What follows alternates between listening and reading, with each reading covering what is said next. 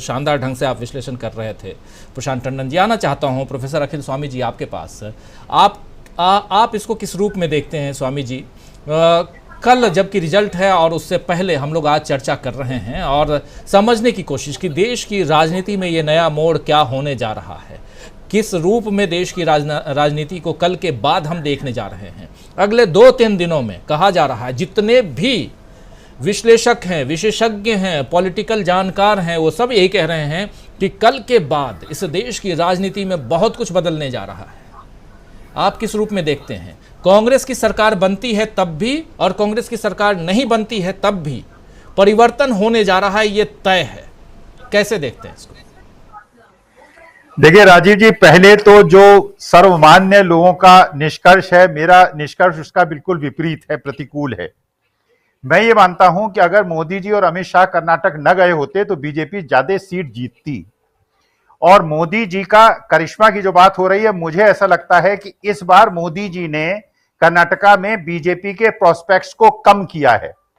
अगर बीजेपी को 80 सीटें मिलती हैं, अगर मोदी जी अमित शाह वहां न गए होते तो बीजेपी को शायद 100 सीट मिलती और 20 सीटें केवल मोदी जी और अमित शाह के फाउल की वजह से बीजेपी की कम होंगी। पहला निष्कर्ष तो मेरा यह है, करिश्मा नहीं बल्कि मोदी जी का नेगेटिव इंपैक्ट कर्नाटका के अंदर, अमित शाह ने जो किया उसका नेगेटिव इंपैक्ट कर्नाटका में बीजेपी के प्रोस्पेक्ट से हुआ है। नंबर 2, मैंने एक फोरकास्ट किया था, एक नंबर, और मैं देखिए मैनेजमेंट का प्रोफेसर हूं। मैं जो भी बात करता हूं, हमारे यहां भी मैनेजमेंट में जो शेयर प्राइसेस को एंटिसिपेट किया जाता है, हम लोग लैगिंग और लीडिंग इंडिकेटर्स की बात करते हैं। देखिए 2 प्रकार के एग्जिट पोल्स आए हैं। एक एग्जिट पोल आया है जिसने केवल संख्या बताई है, किसको पार्टी को कितनी मिलेगी, और दूसरे ऐसे एग्जिट पोल्स हैं जिन्होंने caste wise, age wise analysis को डिटेल में किया है। जितनी भी कास्ट वाइज और एज वाइज एनालिसिस हुई है उसके निष्कर्ष में आपके सामने पेश करता हूं। सब एग्जिट पोल्स ने यह कहा है कि लिंगायत वोट की मेजॉरिटी बीजेपी के साथ है, लेकिन 10% कम हुई है। वोकलिंगा वोट की मेजॉरिटी जेडीएस के पास है, लेकिन उसकी कम हुई है और कांग्रेस में जुड़ी है। तीसरा निष्कर्ष यह है कि जो माइनॉरिटीज हैं उसके वोट कंसोलिडेट होकर जेडीएस और बीजेपी से कम हुए हैं और कांग्रेस में जुड़े हैं। एससी एसटी के वोट जो हैं वो कांग्रेस में बढ़े हैं, ये सबने कहा है। दूसरा जो निष्कर्ष निकला, ओबीसी के वोट में भी यही स्थिति है। जो दूसरा निष्कर्ष निकला है कि जो 25 साल की उम्र तक के लोग हैं उसमें बीजेपी कांग्रेस में, कांग्रेस का एज 12% का है। जो 25 से 35 का ग्रुप है उसमें एज 10% का है। केवल एक ऐसा वर्ग है जो 60 से 70 साल और इसके ज्यादा उम्र का है, जहां बीजेपी की लीड 3 और 4% की है। अब निष्कर्ष आप निकाल लीजिए, यह है लीडिंग और लैगिंग इंडिकेटर्स। अगर सीधी सी बात यह है, देखिए यह निष्कर्ष मैं पूरा जोखिम उठाते हुए अपने मैनेजमेंट साइंस के सारे तर्कों को कसौटी में रखते हुए लगा रहा हूं कि अगर मोदी जी और अमित शाह ने जाके गलतियां कर्नाटका में न की होती तो बीजेपी के प्रोस्पेक्ट ज्यादा अच्छे होते।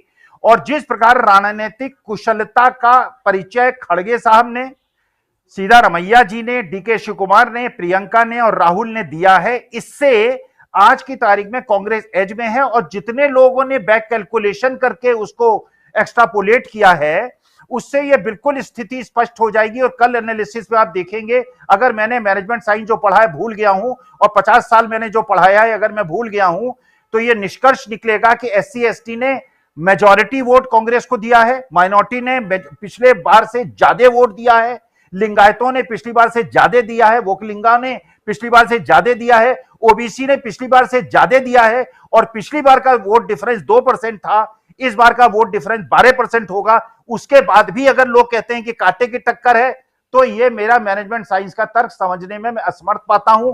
और मैं ये मानता हूं, आप करिश्मा की बात कर रहे हैं, मोदी जी और अमित शाह जी ने बीजेपी की प्रोस्पेक्ट्स को पलीता लगाया है मेरे हिसाब से। राजीव जी, थोड़ा सा आप ही से सवाल है स्वामी जी कि मोदी जी और अमित शाह ने कैसे पलीता लगाया? अगर वो नहीं जाते तो क्या बेनिफिट था, और गए हैं तो क्यों घाटा है इनको, बीजेपी को? जरा ये भी बताइए। मैं तर्क बताता हूं। तर्क नंबर 1, आज के तारीख में एक पूरे हिंदुस्तान में एक भावना है, गलत है या सही, वो भावना यह है कि गुजरात देश पे पूरी तरह से अपना आधिपत्य जमाने की कोशिश कर रहा है। जब उनके क्षेत्रीय कन्नड़ भाषी नेताओं को बोलने का अवसर न देके उनकी पिक्चर्स को साथ में रख के केवल अमित शाह जी और मोदी जी की फोटो और उनके नाम और उनका प्रचार दिख रहा है हिंदी भाषा में, तो यह क्षेत्रीय अस्मिता को ठेस पहुंचाता है। नंबर एक, नंदिनी दूध का जो मुद्दा हुआ वो कर्नाटक की जो क्षेत्रीय स्थिति है उसको कमजोर करता है। वीरेंद्र पाटिल साहब का आपको किस्सा पता है, यह बिल्कुल बात पक्की है कि यह क्षेत्रीय अस्मिता और केंद्र की सरकार का आधिपत्य, ये जो एक प्रकार का यह है कि दिल्ली हम पे शासन करना चाहता है। और आज मैं फोरकास्ट कर रहा हूं, हरियाणा में रहता हूं, हरियाणा के अंदर क्षेत्रीय अस्मिता को जिस प्रकार से नेस्तनाबूद किया जा रहा है, और ये क्षेत्रीय जो एक बात होती है, हर क्षेत्र की एक अपनी बोलने का ढंग होता है, खाने का ढंग होता है, वो दूसरे प्रदेश का आधिपत्य। मैं भी जब तमिलनाडु जाता हूं, कर्नाटका जाता हूं, 80% लोग हिंदी बोल सकते हैं लेकिन हिंदी नहीं बोलना चाहते, क्योंकि उनको ये लगता है कि हिंदी वाले हमारे ऊपर हिंदी थोप रहे हैं। उनको अपनी भाषा अच्छी लगती है, हमको अपनी भाषा, हमको अपना खाना अच्छा लगता है। तो क्योंकि वहां के क्षेत्रीय लोगों को, और एक चीज आपने आप ही के चैनल में मैंने देखा कि जो मेंबर ऑफ पार्लियामेंट बीजेपी की हैं वो ये स्टेटमेंट दे रही है कि जगदीश शेट्टार इलेक्शन जीतेंगे और अच्छे चीफ मिनिस्टर थे। आपने ये भी सुना कि सुप्रीम कोर्ट, देखिए सुप्रीम कोर्ट धीरे धीरे जोर के झटके धीरे धीरे दे रहा है। उन जजेस के प्रमोशन को उसने स्टे कर दिया है, उसमें वो भी जज साहब हैं जिन्होंने राहुल गांधी को सजा सुनाई है। झटके धीरे धीरे दे रहा है। तो वास्तविकता में अगर सारे वोट बीजेपी और जेडीएस से निकल के कांग्रेस की तरफ जा रहे हैं, हर तरफ कंसोलिडेशन कांग्रेस की तरफ हो रहा है, तो ये कांटे की टक्कर कैसी है।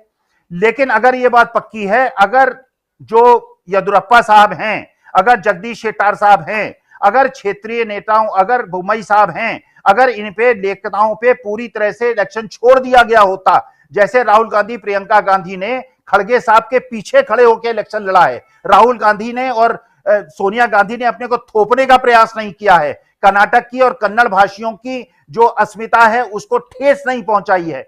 इसलिए ये जो वोट शिफ्ट हुआ है, कंसोलिडेट हुआ है, तो वास्तविकता में अच्छा चाहने के बावजूद जो अमित शाह साहब और मोदी जी ने जो बीजेपी के प्रोस्पेक्ट्स थे उसको नुकसान कराया है। अगर कल 80 सीटें बीजेपी की आती हैं तो मैं मानता हूं 100 सीटें आती, 20 सीटों का नुकसान इन दोनों की वजह से हुआ है। अगर इन्होंने येदियुरप्पा जी को और सारे लोगों को अपने साथ रख के उनको ही प्रोजेक्ट किया होता, येदियुरप्पा को प्रोजेक्ट किया होता, तो बीजेपी फाइटिंग चांस में थी और बराबर की लड़ाई होती। तो वही समझना चाहता था कि आखिर मोदी जी और अमित शाह दोनों ने मिल करके यहाँ कहाँ गड़बड़ कर दिया। बहुत शानदार सटीक विश्लेषण कर रहे थे प्रोफेसर अखिल स्वामी जी।